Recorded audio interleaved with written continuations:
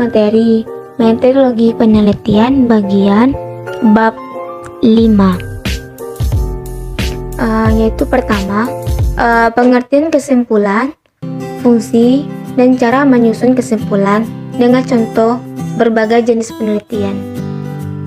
Pertama, definisi kesimpulan. Secara umum, pernyataan yang diambil secara ringkas dari keseluruhan hasil pembahasan. Sedangkan menurut para ahli, pertama, Kamus Besar Bahasa Indonesia, sebuah keputusan yang didapatkan berdasarkan cara berpikir deduktif atau induktif dari sebuah pembahasan. Merriam-Webster, yaitu penilaian yang bisa masuk dalam akal pikiran seseorang.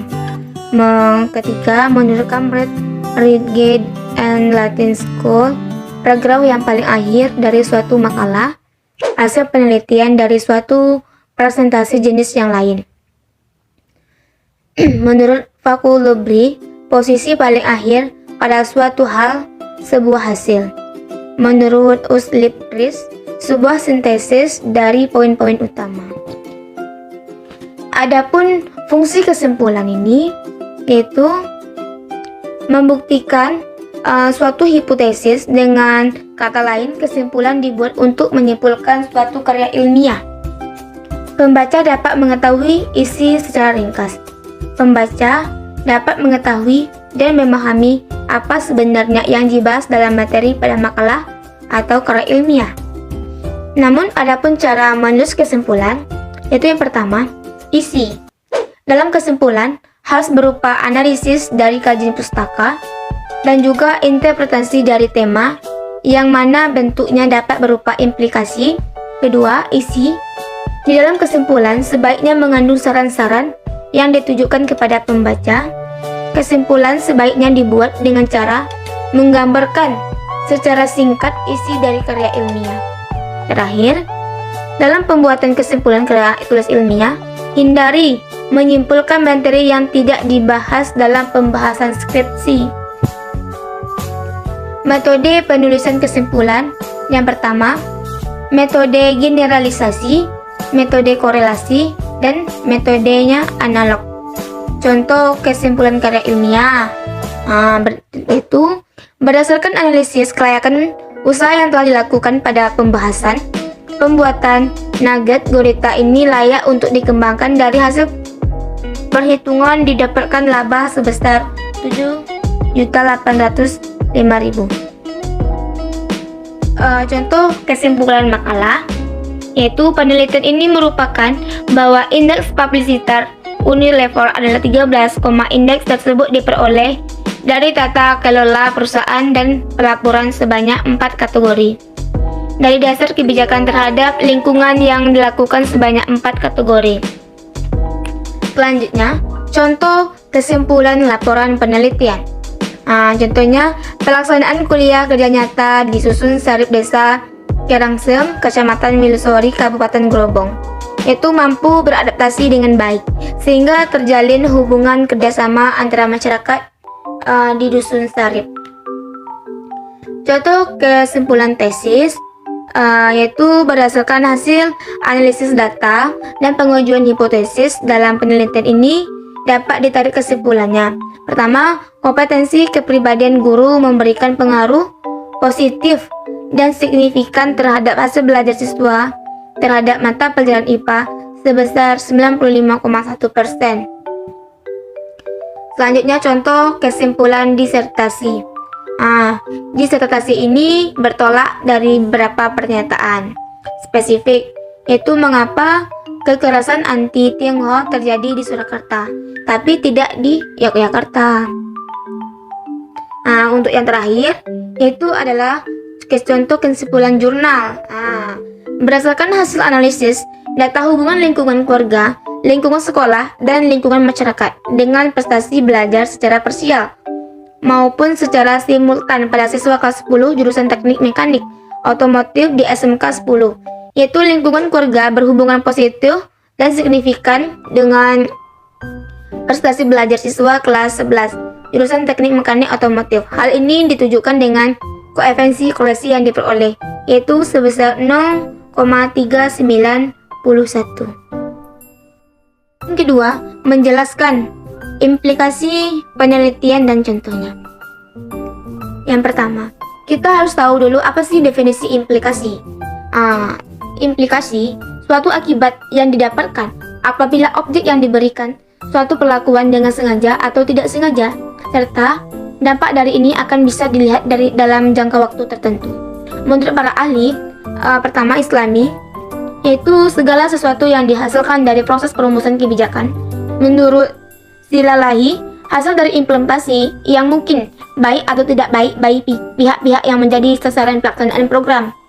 Menurut Winarno, suatu pertimbangan kebijakan yang sejalan dengan kebijakan lainnya mengenai masalah pihak yang terlibat. Adapun jenis implikasi yaitu ada dua, teoritis dan manajerial. Teoritis ini sebuah kajian yang mendasar untuk mendukung tentang adanya penelitian yang juga memungkinkan untuk dapat dilakukan. Manajerial, kebijakan dan di dalamnya terdapat subjek-objek yang sedang diteliti, yaitu prosedural, analisis perencanaan kerja, pilihan kebijakan dan prosedur analisis. Substantif, itu perkiraan rencana dan perumusan suatu tindakan. Namun ada juga metode implikasi ini. Yang pertama, logika matematika. Implikasi dalam matematika memiliki arti, yaitu pernataan yang berarti majemuk dari sering tanda kutip P lalu Q. Implikasi P sama dengan besar Q dapat diartikan secara harfiah, di mana P adalah hipotesis dan dugaan awal atau sementara, dan Q adalah konsekuensinya. Kepemimpinan memiliki sikap yang berkualitas, bertanggung jawab, memiliki visi dan misi.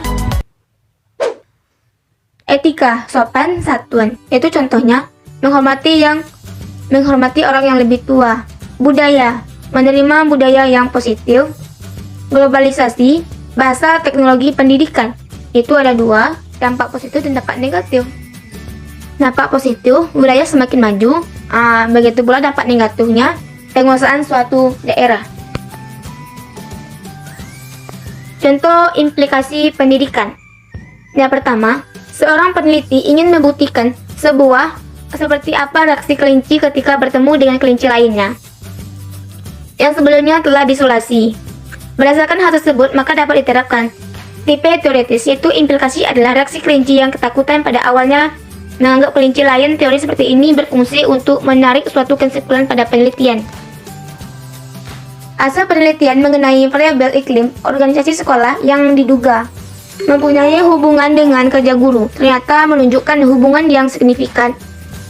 Kedua variabel tersebut, variabel iklim organisasi sekolah memberikan kontribusi terhadap variabel kinerja guru, di manakah iklim organisasi sekolah. Terakhir, seorang peneliti ingin membuktikan reaksi seekor kelinci ketika bertemu dengan kelinci lainnya. Sebelumnya kelinci tersebut diisolasi. Berdasarkan kasus ini, Anda dapat menerapkan jenis teoritis. Implikasi adalah reaksi kelinci ketakutan pada awal karena dianggap asing. Teori ini berfungsi untuk menarik kesimpulan di akhir agar berhasil. Harus ada keterkaitan antara teori dengan peneliti yang dijalankan. Sekarang pengertian saran, fungsi saran, penelitian beserta dengan contohnya.